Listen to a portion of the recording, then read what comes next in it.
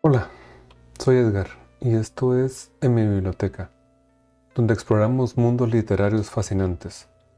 Hoy vamos a hablar de La Isla, la última novela que publicó Aldous Huxley antes de morir. Una obra que es a la vez su testamento literario y en cierto modo su respuesta a sí mismo, porque 30 años antes Huxley había escrito Un mundo feliz. Esa distopía que casi todos hemos leído o por lo menos hemos oído nombrar. Y La Isla es lo contrario.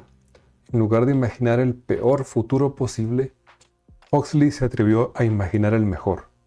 Una utopía, un lugar al que llamó Pala. Aldous Huxley nació el 26 de julio de 1894 en Godalming, en el condado de Surrey, en Inglaterra. Y nació, podríamos decir, en una de las familias más intelectuales que ha dado ese país. Su abuelo fue Thomas Henry Huxley, el biólogo apodado el Bulldog de Darwin, por la ferocidad con que defendió la teoría de la evolución. Su hermano mayor, Julian Huxley, también fue un biólogo de renombre, y su madre, Julia Arnold, era sobrina nieta del poeta Matthew Arnold. Así que Aldous creció rodeado de ciencia por un lado y de letras por el otro, y esa tensión entre las dos cosas lo acompañó toda su vida. Su juventud estuvo marcada por la tragedia. Su madre murió cuando él tenía 14 años, y poco después sufrió una enfermedad ocular que lo dejó prácticamente ciego durante unos 18 meses. Quería estudiar medicina como el resto de su familia, pero la enfermedad lo desvió hacia la literatura. Estudió en Eton y luego en Oxford, donde se graduó en literatura inglesa. Empezó publicando poesía y a los veintitantos años saltó a la prosa. Su primera novela, Los escándalos de Crom, ya mostraba lo que sería su marca de fábrica: poca acción y mucha disertación filosófica. Y en 1932 llegó Un mundo feliz, la obra que lo hizo célebre en todo el mundo. Pero el Huxley que escribió La Isla ya no era el mismo de 1932. En los 40 y 50 se había acercado profundamente al misticismo y a las filosofías orientales, sobre todo al budismo y al hinduismo. Escribió La filosofía perenne, donde buscaba el núcleo común de todas las grandes tradiciones espirituales, y experimentó con sustancias psicodélicas como la mescalina y el LSD, experiencias que narró en Las puertas de la percepción. Es importante saber esto porque casi todo lo que aparece en Pala viene de esa segunda mitad de su vida.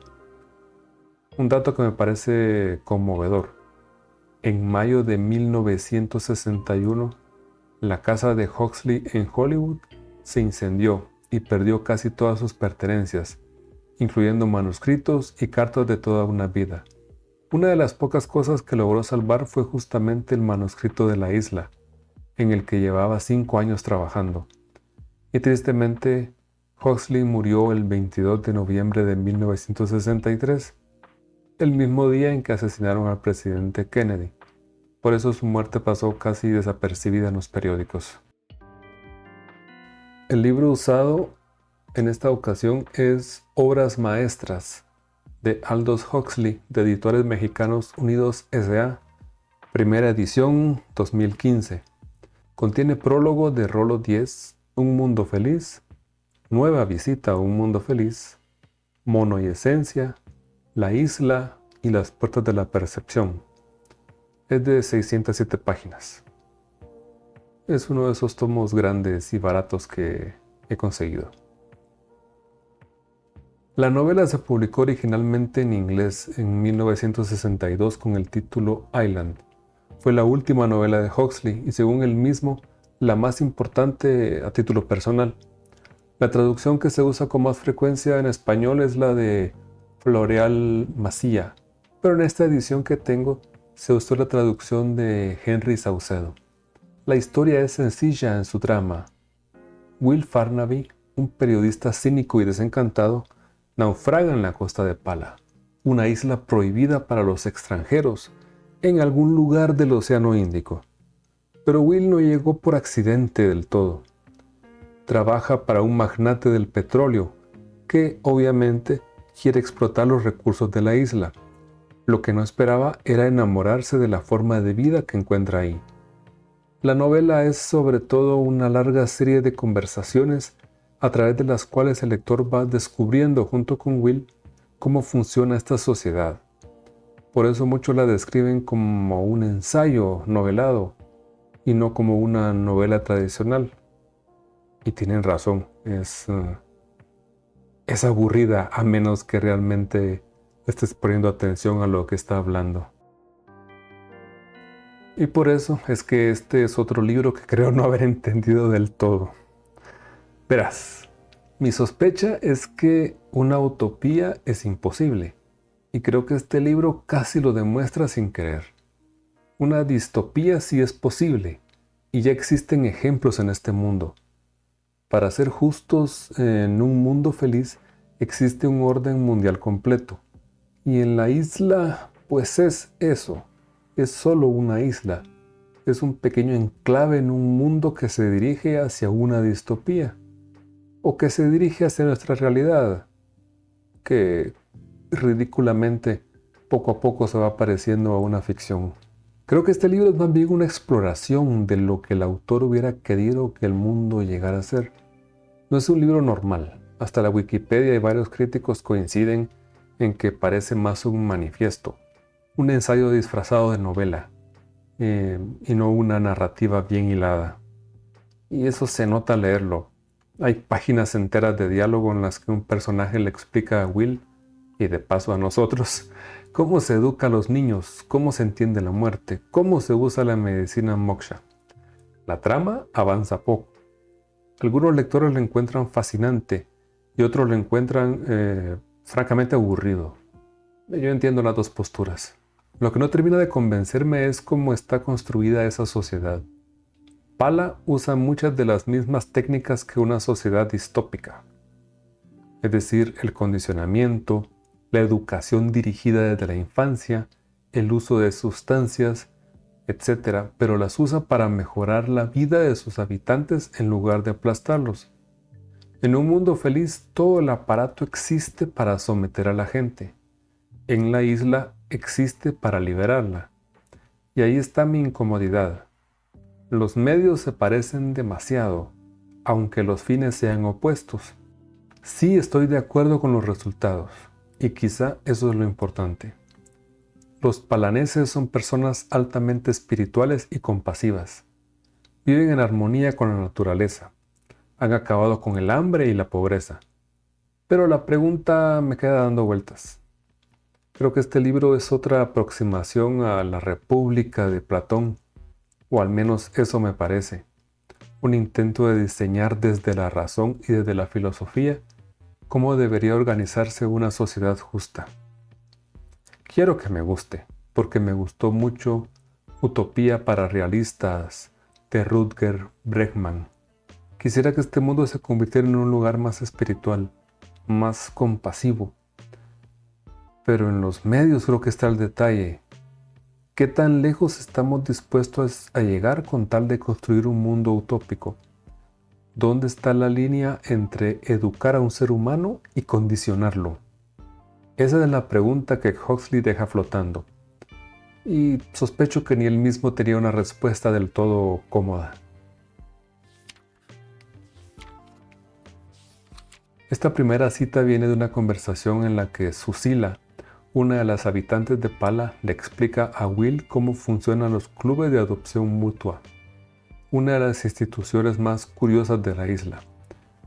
Verás, en Pala un niño no tiene solo dos padres, sino tiene toda una red de padres, tíos, abuelos y hermanos, por delegación, de modo que ningún niño queda nunca atrapado en un solo hogar.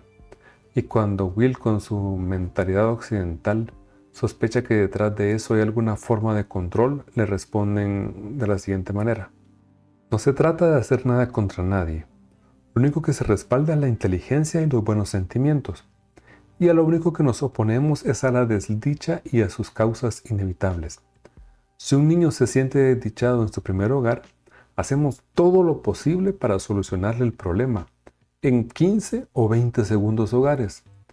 Entre tanto, el padre y la madre son objetos de una discreta terapéutica por parte de los otros miembros de su club de adopción mutua. Al cabo de unas pocas semanas, los padres están en condiciones de reunirse a sus hijos y estos a sus padres. Página 398. Aquí hay algo interesante. A diferencia de Un Mundo Feliz, que ha tenido varias adaptaciones, incluida una serie reciente que se estrenó en la plataforma Peacock, La Isla nunca ha sido llevada al cine ni a la televisión. Durante más de 60 años se mantuvo como una de esas obras imposibles de adaptar. Pero eso podría cambiar. En 2020 se anunció que la productora de Leonardo DiCaprio, Appian Way, junto con In Good Company Films, estaba desarrollando una serie de televisión basada en la novela. DiCaprio figuraría como productor ejecutivo. La descripción del proyecto sigue fielmente el libro. Un periodista cínico que naufraga en la isla utópica de Pala, originalmente con la tarea de explotar sus recursos naturales, y que termina abrazando a su gente, su cultura y sus tradiciones, incluidas las experiencias psicodélicas y las estructuras sociales alternativas. Hasta donde leí, el proyecto sigue en desarrollo y no ha habido mayores avances. Habrá que ver si finalmente se concreta, y sobre todo cómo se las arregla para convertir un libro que es casi todo conversación y explicación en algo que funcione en pantalla. No es tarea fácil, yo creo que no se podrá hacer, y si se puede hacer será una aberración en la que van a cambiar muchas cosas y ya no va a seguir siendo La Isla. Esta segunda cita es para mí el corazón filosófico del libro. Es una escena en la que el doctor Robert MacPhail le explica a Will el significado de la imagen de Nataraya, la representación del dios Shiva danzando. No es solo una clase de iconografía hindú, es la manera en que Huxley resume toda la actitud de Pala frente al mal y al sufrimiento. Shiva danza pisando a un pequeño demonio y el doctor lo describe así. ¿Y qué hacen sus pies? Miren con atención y verán que el pie derecho está plantado de lleno sobre una horrible y pequeña criatura subhumana, el demonio Muyalaka. Muyalaka, un enano, pero inmensamente poderoso en su malignidad. Es la encarnación de la ignorancia, la manifestación de la ávida y posesiva bondad. Písenlo, quiébrenle el espinazo. Página 466. Este no es un libro con una influencia tan visible como Un Mundo Feliz, pero su huella está ahí, sobre todo con la contracultura. La Isla se publicó en 1962, justo antes de que estallara el movimiento contracultural de los años 60, y muchos lo consideran adelantado a su tiempo. Sus ideas sobre la atención plena, el respeto al medio ambiente, el uso ritual y consciente de los psicodélicos y la búsqueda de modos de vida más sostenibles resonaron muchísimo con la generación que vino después.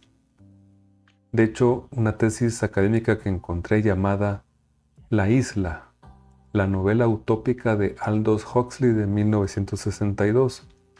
La isla y su significado literario y social en la sociedad estadounidense de posguerra. La traducción libre que hice del título en inglés. Este lo compara con 3 libros clave de la época. El Señor de las Moscas de William Golding, En el Camino de Jack Kerouac y Primavera Silenciosa de Rachel Carson. Este último un pilar del ecologismo. La idea es que cada uno de esos libros denuncia un problema: el autoritarismo, el conformismo, la destrucción ambiental, y que la isla intentaba ofrecer una solución a todos a la vez. No es algo similar, pero hace poco leí The Perfect Police State, y es triste leer cómo viven ciertas personas en otros países, bajo regímenes de vigilancia total, y me resulta inevitable pensar en el contraste. Mientras Huxley soñaba con Pala donde la tecnología se usa con prudencia y al servicio de la gente, En el mundo real y en el futuro, esa misma tecnología se ha usado muchas veces para lo contrario, que es controlar y oprimir. Es como si un mundo feliz y la isla fueran las dos puertas que se abrieron y la humanidad hubiera elegido cruzar la equivocada. Esta última cita es más ligera, pero me gusta porque captura el tono de las conversaciones del libro y el lugar central que ocupa la educación en Pala. Después de pasar una tarde visitando las escuelas de la isla, Will conversa con la Rani, la madre joven del Raya, un personaje que presenta todo lo contrario a Pala: el materialismo, la espiritualidad falsa, el deseo de modernizar y explotar la isla, la manera en que ella repite con desdén las palabras educación palanesa. Dice mucho sobre el choque de visiones que recorre toda la novela. Dice: ¿qué está haciendo aquí?, interrogó. Me he pasado la tarde mostrando un inteligente interés por la educación palanesa. La educación palanesa, repitió la Rani, y una vez más con acento apenado. Educación palanesa. Meneó la cabeza. Personalmente, dijo Will, me gustó todo lo que vi y oí al respecto, desde el señor Menon y la directora hasta la psicología práctica elemental, tal como la enseña la señora MacPhail. Página 518.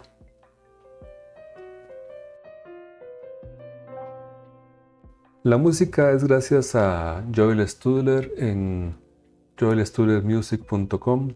Sonidos varios gracias a diferentes colaboradores en freesound.org. Créditos completos y enlaces en la descripción del podcast. Este es el final del programa.